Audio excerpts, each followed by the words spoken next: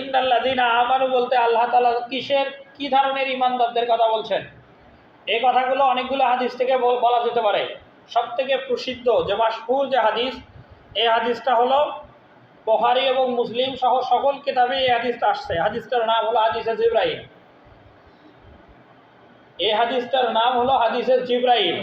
নামকরণের কারণ, এই হাদিসের শেষ শব্দ, এই হাদিসে জিবরাইলের নামকরণের কারণটা বুঝতে গেলে এই হাদিসের শেষ যে শব্দটা এটা বোঝা জরুরি।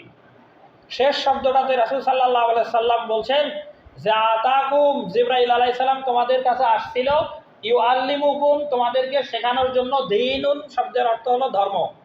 মানে সাহাবীরা যখন ইসলাম ধর্মের ব্যাপারে পরিপূর্ণ অবগত নয়, তখন জিবরাইল আলাইহিস সালাম মানুষের আকৃতি নিয়ে সাহাবীদের সামনে রাসূলের কাছে উপস্থিত হন এবং রাসূলের হাঁটুর সাথে জিবরাইল আলাইহিস সালাম মানুষের আকৃতি নিয়ে রাসূলের হাঁটুর সাথে নিজের হাঁটু লাগায়া একেবারে বসেন।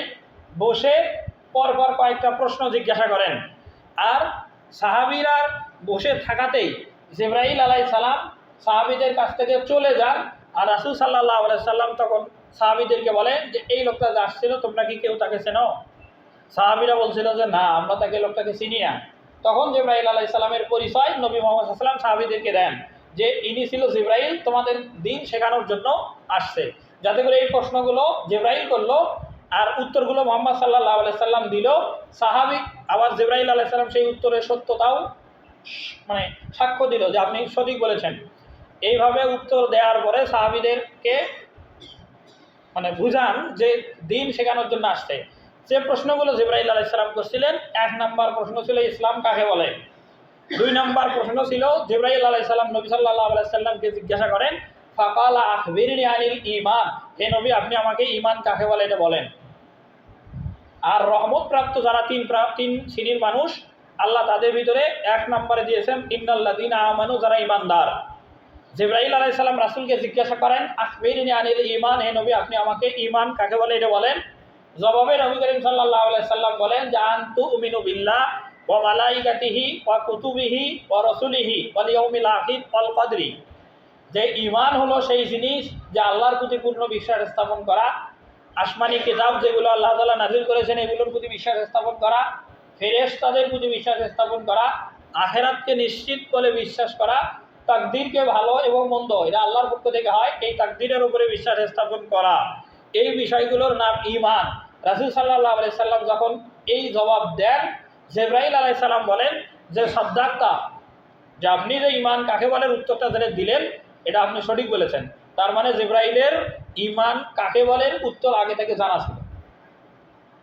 যেমন আপনি যদি আমাকে জিজ্ঞাসা করেন যে হুজুর বলেন ওযুর ফরজ কয়টা, আমি বললাম 4টা, তখন আপনি বলতেছেন যে আপনার উত্তর ঠিক হয়েছে। তার মানে ওযুর ফরজ 4টা এটা আপনার আগে থেকে জানাই ছিল। ব্যাপারটা এরকম। জিবরাইল আলাইহিস সালাম এইখানে ঈমানের সংজ্ঞা রাসূলের কাছ থেকে নেন। সেখানে বলেন যে ঈমান হলো আল্লাহ প্রতি পূর্ণ বিশ্বাস স্থাপন করা, ফেরেশতার প্রতি বিশ্বাস স্থাপন করা, আখিরাতকে বিশ্বাস করা, তাকদীরের প্রতি বিশ্বাস স্থাপন করা, আসমানি কিতাবের প্রতি বিশ্বাস স্থাপন করা। এটা পরের হাদিস হযরত আবু উমামা রাদিয়াল্লাহু তাআলা আনহু সেই হাদিসের বর্ণনাকারী রাবী, তিনি বলেন যে আন্না রাজুলান সালান রাসূলুল্লাহ সাল্লাল্লাহু আলাইহি সাল্লাম, একজন ব্যক্তি রাসূলকে এসে জিজ্ঞাসা করলেন ইয়া রাসূলুল্লাহ মাল ঈমান, হে আল্লাহর রাসূল ঈমান কাকে বলে এটা আমাকে বলেন। রাসূল এই জায়গাতে প্রশ্নকারী সাহাবীকে আগের উত্তরগুলো না দিয়ে ভিন্ন আলাদা আরেকটা উত্তর দিয়েছেন। সেই উত্তরটা হলো ইজা সাররাতকা হাসানাতুকা, যখন তোমার কোনো ভালো কাজ তোমাকে আনন্দ দেয়, ওয়াসাআতকা সাইয়্যাতুকা, কোনো খারাপ কাজ তোমাকে কষ্ট দেয়। ভালো কাজের কথা যেমন ধরেন জুমার নামাজ, নিঃসন্দেহে এটা ভালো কাজ। আমি জুমার নামাজে পড়তে আসতে পারলাম, নামাজ শেষ করার পরে যদি মনে মনে ভালো লাগে যে নামাজের আমার উপরে ফরজ ছিল, আমি এটা আদায় করলাম, এখন আমার ভালো লাগতেছে, এবং এই ভালো লাগাটাই ঈমান যে আমার ভিতরে আছে আপনার ভিতরে আছে এটার প্রমাণ। আর ওয়াসাআতকা সাইয়্যাতুকা, যে খারাপ কাজ করার পরে যদি কষ্ট লাগে, এটা ঈমানের লক্ষণ। আমি হর হামেশায় মিথ্যা কথা বলতেছি কিন্তু মনে কোনো কষ্ট নাই, এটাই প্রমাণ করে যে আমার অন্তরের ভিতরে ঈমানের কোনো নূর নাই।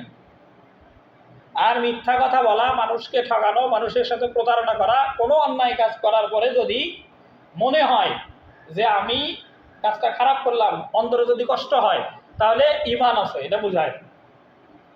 যারা মিথ্যা কথা বলে এরা কখনো মনে করে না যে এটা একটা অপরাধ করলাম, বরং মিথ্যা কথা বলার পরে তারা মনে করে যে আমি এটা বুদ্ধিমানের পরিচয় দিলাম।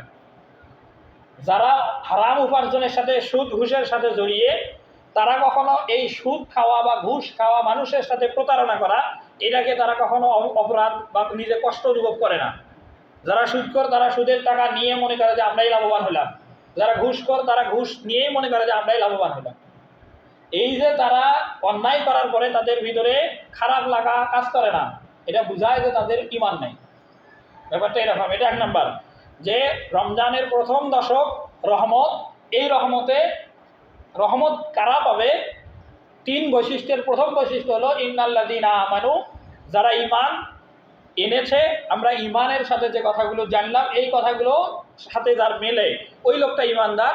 আর রমজানের প্রথম দশকের যে রহমত, এই ঈমানদার লোকটা পাবেন।